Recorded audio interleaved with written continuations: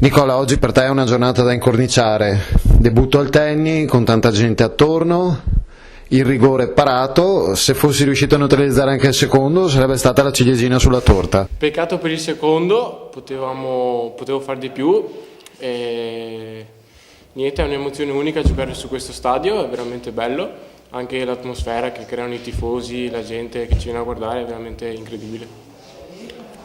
Dunque, tu sei del 2000, quindi hai 17 anni? Sì. Non hai ancora 10. No, l'ho già compiuto. 18 l'hai compiuto? 17. 17, non Sì, 18 sì. appunto. Quindi sei un minorenne che si permette di fare queste prodezze.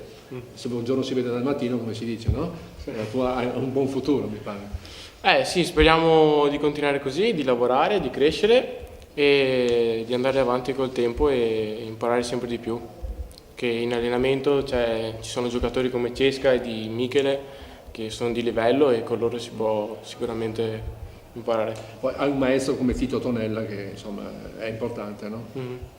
Rispetto all'anno scorso, infatti, grazie a Mister Tito ho imparato più cose nuove, più sulla tempistica, sul tuffo, sullo stile e anche il modo di parare un gioco. In verità mi pare ricordare che Berto fosse il titolare, tu pare che l'abbia scalzato, no? Da questo gol.